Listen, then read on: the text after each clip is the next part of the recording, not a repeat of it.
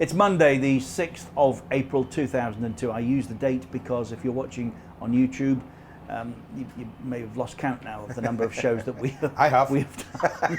This is number 10 in the series. If you're watching on beIN Sports in our part of the world, the Middle East and North Africa, obviously it's great to have you back. It was my first boss, Bruce Gingell at TVA, my first TV boss, who said, you can do what you like in television, Andy, as long as you explain to people what you're doing and why you're doing it. Like it. So not for the first time, we are sat back on Andy's balcony during this period of forced broadcasting, different to that we normally would do. And yeah, we all want our football back, but we continue to have to wait patiently, I think, until it's safe for that to be the case. News. By the way, I've got to talk to you about Fabio Capello today. Are you? There was a terrific piece in The Guardian on Saturday. With my broadcaster's hat on, I would say illuminating, fascinating. With my football fan's hat on, I would say, was everybody to blame, Fabio, except you? That's a familiar pattern. Really? He's not alone, mind you. God. He's not alone. We'll get round to that. Andy Dunn, obviously 2 days worth of papers to have a look at. Andy Dunn here in the Sunday Mirror. Headline, football doesn't belong in an empty house. It should only kick off again when it's safe for everybody to return. I concur. He actually goes on to make the point that it's usually a punishment that clubs have to suffer. Closed doors, Playing behind closed doors. So what is it that we're trying to actually engineer at the moment? I understand we all want our football back, as I just said, but don't we want, if at all possible, the season finished, this season to end, to come to a conclusion properly on the football pitch, even if it means we might have to play 10 games behind closed doors? Don't we want that rather than nothing? Yes, but I'll get round to why that probably can't happen. Big Sam has warned that football will never be the same again after the coronavirus pandemic. Like many fans, the big man's trying to imagine how the landscape will look. He says when it's safe to resume normal life, things will be very, very different and football will not be the same. Okay. I think we need to speak to Big Sam, don't you? Yeah, that would be good. Now here's what I was referring to. Top football fitness coach Raymond Verhagen, I think that's the correct pronunciation, not sure, a Dutch coach, he is saying that the season should end now. Okay. And he's saying for the safety of all. He's worked with Gus Hiddink, I think, during his spell at South Korea. Certainly worked with Gary Speed when Gary was in charge of Wales. Manchester City he's been connected with down the years. So this is a guy who knows his way around, whatever your view of his particular view here. What's he saying then? Well, he's saying that, he says the season should be cancelled now, but he fears the game's governing body are ready to take a chance on the health and fitness of players in a bid to save billions in lost TV revenue. I mean, the basic argument, Andy, is very good. By cramming games into a short space of time, they'll load their players' bodies with fatigue, and that will be the perfect recipe for injuries. This is really what we were saying last week. Yes. He talks here about fitness levels. He said, let's say that if a fitness level is at 10 when you stop playing football normally at the end of a season, during that period of relative inactivity, that fitness drops to perhaps a level of 5, which is why they need pre-season for 5 or 6 weeks to start to prepare to play again. 5 or 6 weeks. Well, that's not going to happen. This figure's going up all the time. But that's not going to happen. I honestly, Richard, I go back to it. We're in strange times now, and we're not going to get 5 or 6 weeks to train the boys. They're not. And I think part of the reason is what they are doing, the players are doing. And collectively on social media together as a unit, as a group, in their own. But you do that, Andy. That's the point he makes. You do that anyway. What I'm saying, Richard, what I'm saying is, so therefore we have to accept, if we want it started, the players might have to have 3 weeks. I don't want them to go cold. No, they can't go cold from where they are now to play football. But if you gave them 3 weeks back at their clubs, training on a regular basis, I think that level of fitness would be sufficient. You see, we were talking about it, and we really were before the rest followed up. The matter of insurance, as he says here, it's at times of body fatigue that career-threatening injuries happen, ACLs. Who is going to pay If that starts to happen, who is going to pay for that being the case? See, what I don't get with that is he talks about body fatigue and we'll be loading the players. Where are the players? When are the players most tired in a season? During the season? No, at the end. We talk about it. All these major tournaments, the European Championships, the World Cup, we keep saying the players are knackered at the end of these long seasons that they have for their clubs. So they're absolutely shattered when they come to a big tournament. It's difficult to pick them up again. But that's what it is. It's almost like that. It's almost like the season's stopped, we've had a break, and we're going to play a European Championships. What would have happened at the European Championships? The players would have kept ticking over for a month, yeah? They would have been playing warm-up games. They would have been playing. They would have been. But that's what I'm saying. For a month together as a group, and they would have been rested though. There would have been a lot of rest in that, Richard, to get the body back to where it needs to be for a major tournament. And I think it's a bit like that right now. If they can do that, I think they will try and do it. But I agree, you cannot take a gamble with footballers' health. If there is a doubt at all about the amount of people that might suffer serious injury, and I'm not talking about a strain here and a strain there, because you get that anyway. Everybody gets that. They get it in pre-season, in July, they get it in August, they get it in December, they get it in January, they get it in May. They get all these normal ones. You're talking about big injuries. But how can you say an ACL you can contribute to a player not being trained enough? That's a big injury. Science, I think, can say that these days, and that's the point he makes. Okay. And I think that's one of the reasons why Harry picked up his hamstring injury. Yeah, we do. Harry was tired. My concern, Harry was tired. My concern is that in the chase to get done, yes, that we're not maybe going to get that. I hope not. Yeah. Right. It's not just players. It's just not players. Liverpool. Strange for me. A city where fans are and people are thought of differently almost. You know that, you worked there for many years. I find it's really, really strange decision from Liverpool. Spirit of Shankly have reared up, rightly. And this is why I think the debate goes on about players' wages. And again, we discussed that last week. But one of the consequences that nobody's yet mentioned, I think, of Liverpool's decision, and by the way, in the time between us recording this programme and it being aired on beIN Sports, Liverpool perhaps, yes, and I would advise strongly they do, will have reconsidered, yes, because the decision they've made is the wrong one. I think they will reconsider. But the consequence, I think, is all those that were, not all, many that were of the opinion the season had to finish so that Liverpool were justly winners of the title this year, which is something we all are of the opinion they deserve. I think they'll have lost a lot of sympathy in that respect. I think there's a lot of people will now not be so keen to suggest the season should finish for that reason. I think Liverpool have lost a lot of friends. I think and they didn't need to. There's one or two decisions that have been made during this period, Richard, of inactivity, and people have gone, wow, that was a wow factor announcement from Liverpool. It really was. It was strange. It was unexpected from me. I never expected the city of Liverpool, either Everton or Liverpool, the city of Liverpool, to make a decision like that. European Cup finalists in each of the last 2 years, in profit, one or few, but in profit. A club that spent, I think the figure is something approaching 200 million on agents' fees, something outlandish like that.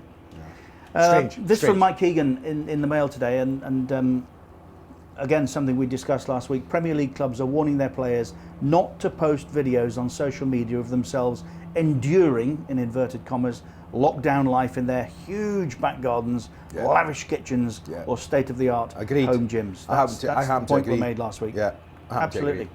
Martin Samuel, who's always got something to say. Sammy, where he gets his words from on a daily basis, I have no idea. He does well. Thousands, he does well. Martin. He does fantastic. Headline, players must wake up. Football is now an empty shop with nothing to sell and lots of bills to pay. Now again, I don't necessarily entirely agree with the gist. See, well, it's an empty shop at the moment, but it's not an empty shop. It's an easy headline. Mail have not run it. Players revolt.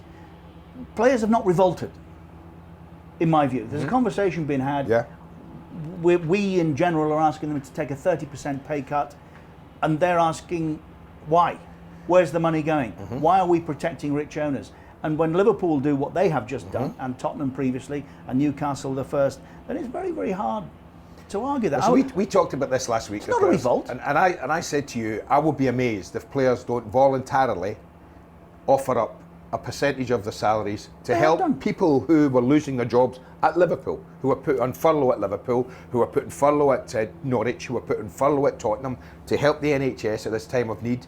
I said to you, I'd be amazed if the players themselves don't do something. They have. They wanted to. They were doing so. Now, all I've heard this weekend is, it's your fault, it's his fault, it's their fault, that's going to lose that, you're going to lose that, we're going to lose this. Now, I'm not a master of economics, right? When they talk about, well, we can't dock the players' wages because they'll lose, as Gordon Taylor said, they'll lose 500 million in taxpayers' money in income tax. The figures are, we said last week that footballers' wages on an annual basis raise $1 billion, that's the rough figure, in tax, raise $1 billion. So taking a 30% cut, I think they're saying it's a 200 million shortfall in what would have been only a 30% but listen, cut. let me throw this into That's here. $1 billion annually in tax. Let me throw this in here. Why are we docking players' wages before salary is paid? Right? No idea. If you earn 100,000 a week, right, and you pay your tax on 100,000 a week, what will you pay? 40% tax maximum. You've got £60,000 a week. 60,000 take-home pay. That's at the low end of Premier League wages, right? And you were to give a percentage of your take-home pay, and two things would happen. A, you'd be contributing to people who are losing jobs at your work or having to go on furlough, to the NHS, and the taxman would still be getting his tax that's paid on your salary. So that for me, there was a simple solution there. Yep. And I think most players would have gone, yeah, okay, I'm happy to pay my tax, but I want to contribute. And that's what we're seeing. And we said last week, football's an easy target. It gets a kick in a lot. And I said last week about players as foundations and charities. Hundreds of them do it, Richard, and they do it quietly, and they get on with it, and they don't want big headlines, and they provide millions of their own money to help underprivileged people and underprivileged areas of the world. So they do that, and they were doing that. And to see people like Jordan Henderson getting upset, because most people in authority knew what was going on. Who was that? Hancock. Is it Hancock? Is that Hancock's? It's Matt Hancock, the health secretary. Well, by the way, he knew what was going on, Richard. He knew the players were chatting about this. So I think the players are, in their respect, they're saying, no, it's our money. We do want to help, but we want to control where it's going. Absolutely. So we'll set up a foundation. I think this is what will happen. The players will set up a charity, a foundation, a charitable foundation, whatever. And I think they will contribute millions into it as a collective. There you go. Therefore, it is not a revolt. It's a conversation the players want because they feel that they are being hard done by. Incidentally, Henry Winter, fabulous piece today, beautifully researched. Taught well, Henry. Used to answer the phones. To you? He makes the point about Matt Hancock, Newcastle fan, who recently was tweeting plaudits for Newcastle and the charity work that particularly Steve Howie there and Newcastle have done over the last decade or so. I mean, how short is his memory? Yeah. Or does he not have one? John Cross in the Mirror today, Bourne Ultimatum is the title. Bournemouth and Burnley in real trouble if they don't start getting stadiums open again and supporters coming through the turnstiles. I don't. In Burnley's case, yes, okay, I get that. Locally owned, proper club, you know, always done the right things by and large. But Bournemouth, owned by Maxime Demin, this recent report suggests his wealth at 100 million. I mean, I don't see Bournemouth's future hanging on the 12,500 that go through the gates for home matches. No, but you have to remember the modern day owner, Richard. He's interested in buying a Premier League club, and then he's interested in making money. He's not interested in spending the next 12 months of his life digging into his own fortune to prop up Bournemouth. In fairness to him, he has, and they have spent big money. He doesn't want to spend the next 12 months digging into his own fortune with nothing coming in. Granted, okay. That's what I'm saying. There are other issues, of course, around Russians and the ongoing disputes with the British government. Let's have a look. What else have we got here? Oh yeah, club chiefs push players on wages, but I mean that's happening anyway. Mick McCarthy walks away from Republic of Ireland with his head up, says he'll be back in business soon. Hope he is. The FA are talking now about furloughing staff, facing a £100 million loss. The Football Association. What do you think of that? I mean, is that more acceptable than a club following Not staff? really. I don't necessarily see why. Okay, No. I mean, there's a lot of money in the game, and Gareth Southgate's taking a cut. Phil Neville's taking a cut. The women's manager. No, I listen. It's not a subject maybe to get me going on. Football Association. But I just see Gareth and Phil have taken cuts. Cuts, £1 million. Where is that £1 million going? This is what I'm saying.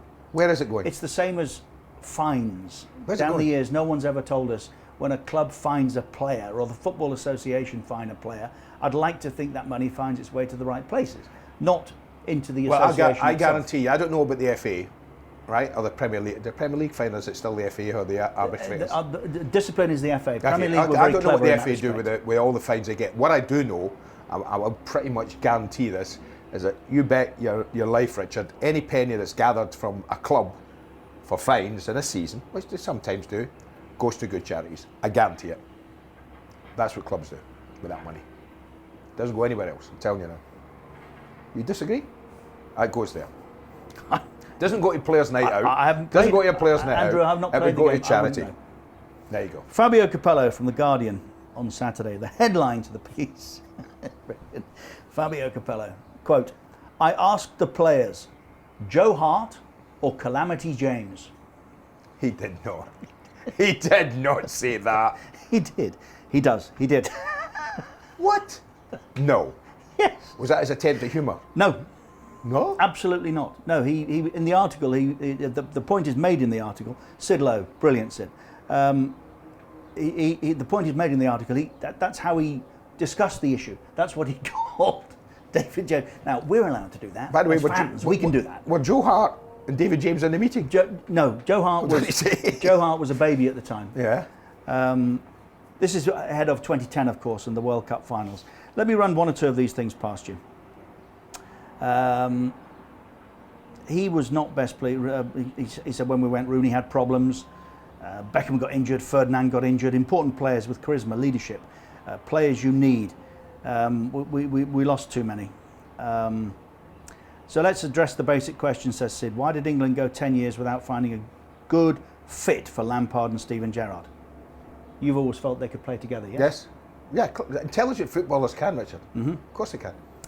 Capello says, because we had to play the two of them together, because the other players weren't any better.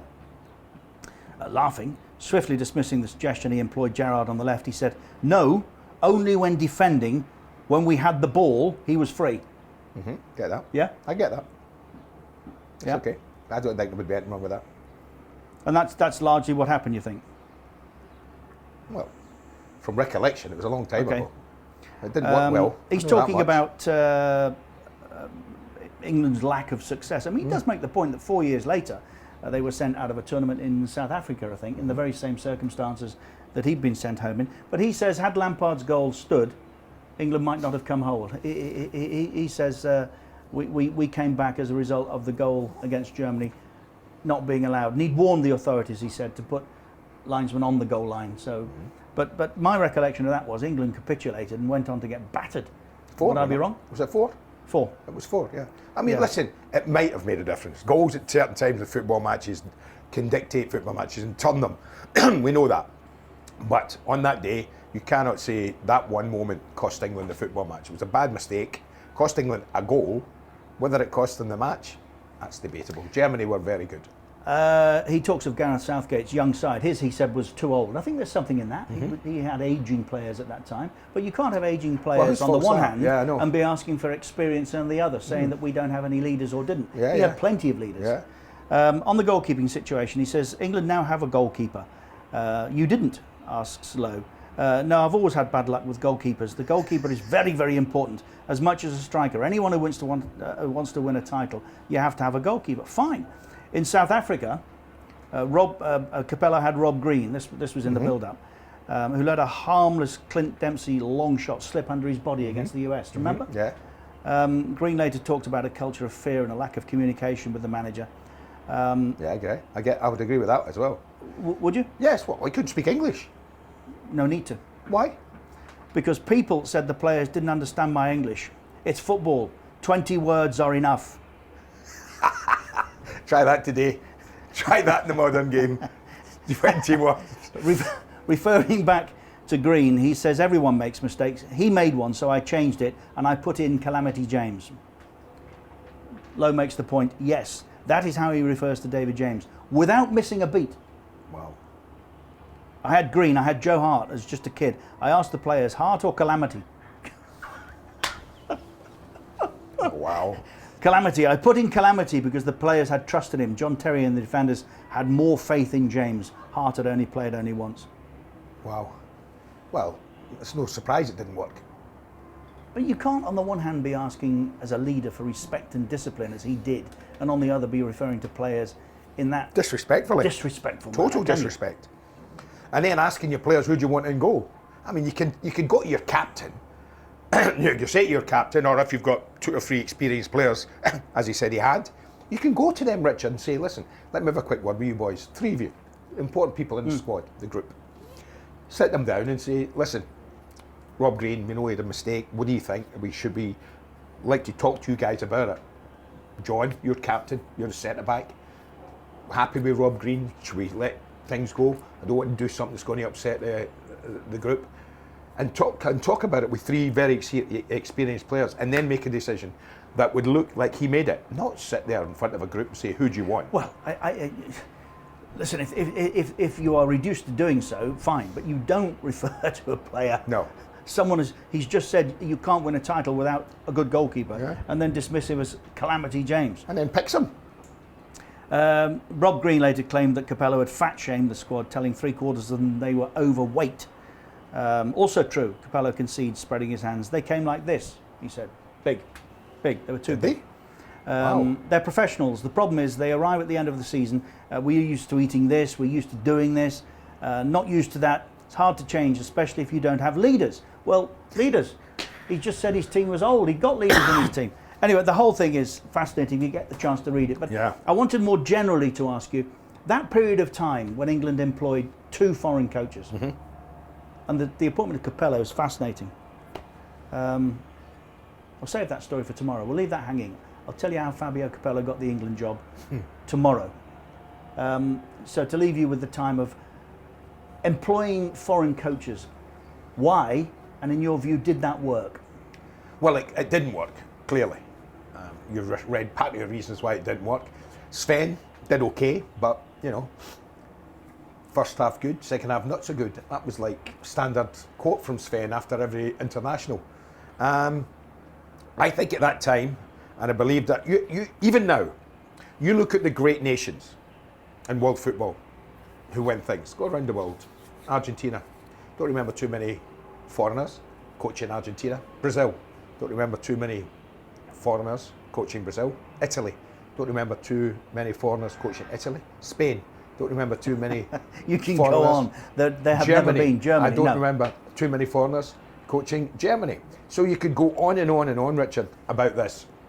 I just felt, and at that time in particular, we're talking 2000 to 2010 basically. 2010 with Capello, so earlier with Eriksson. Earlier with Eriksson. So talking about that decade, that was a decade when we were still coming to terms with foreign coaches coming into the game. There was still an awful lot of British managers coaching in the Premier League. And to coach English players then, you need to know the personality of the nation. I mean, you're an Englishman, a proud Englishman, and you saw this happening. Would you rather have an Englishman who knew the personality of your nation and the character of your nation and got into being Englishman or a foreign coach? Day long. Now, I think it's changed slightly now, right? And I'll tell you for why. Back then, I would have appointed an English coach all day long. Why waste 60, 70, 80 million pounds on 2 foreign coaches that really didn't bring what do you an mean awful lot? Waste 70, 80 million pounds? Where's that figure come from? Well, that's their salary, wasn't it? Quoted. Well, they were on 6s, and I suppose with the backroom staff, across the piece. Across the 10 years. That's a very Scots phrase, isn't it? Across the piece, yeah. Across the piece. Yeah, across 10 years, that would equate to 60, 70 million. I think pretty much wasted. But 80, now 80 million, and I'm just thinking back to the story we just mentioned. I know. And the Football Association is short of 100. Short of 100 million, I know. Did either of them, Capello or Eriksson, take England forward? No, they didn't. They didn't take England forward, and that was my whole argument back then. Now, what I'm saying about it is slightly different for me now, because people like Arsene Wenger, get British players and have come into the league. Let's say Mourinho. Jose knows the English game very well indeed. Pep, been here 3 years now. Klopp, been here 4 years. Now, if one of those guys of that quality with perfect English, good communication skills, knows what they want, said, I'll manage England. I don't think there's too many Englishmen, including yourself, who would say, no, we don't want you. So it has moved on a little bit since then. I would have to concede that. But back then, I had no idea why. I was the same as a Scot when we appointed Bertie Vogts. Why? Come on. Why? Disaster. Absolute disaster. So I've always felt that England, because it's stature, and I say it's stature in the game, hasn't won the World Cup since '66, but it's always had amazing footballers to choose from. Always in my mind, England should be coached, if at all possible, by an Englishman. Wenger, of course, was the reason that Eriksson got the job. Was he really? Because Wenger had been such a success at Arsenal, chosen by David Dean, who had a big influence on the international committee at that time, and that's why we went with Eriksson. But the story of why and how Capello got the job is, you know it. Yes. We've discussed it previously. I'll share it with you tomorrow. It's just... It's staggering. It's one of those that you put into it is a mind you boggling. couldn't make it up column. Would you rather have an Englishman now than say, if I offered you the four I mentioned, Wenger, Guardiola, Klopp, or It's a great Mourinho, argument, because I would take any one of those four. ahead of Gareth? Well, obviously not ahead of Gareth. Well, that's if what there I'm was a vacancy. Well, there you go. This is what I'm saying. See, I agree. I think you want an Englishman. You want somebody who knows the character, personality, and your country. And I didn't get back in the 2000s this fixation. I don't know who was chief executive FA then, but he must have had this fixation about, I want a Brian foreign Barwick coach. was in charge when they appointed Capello, and more tomorrow. Right. Thank you for your company again this afternoon. Is that half an hour gone already? That's half an hour gone already. See, there's not enough time. No, it's good. We're here 5 days a week on beIN Sports at the same time, and on YouTube for our international viewers. Thanks for your company.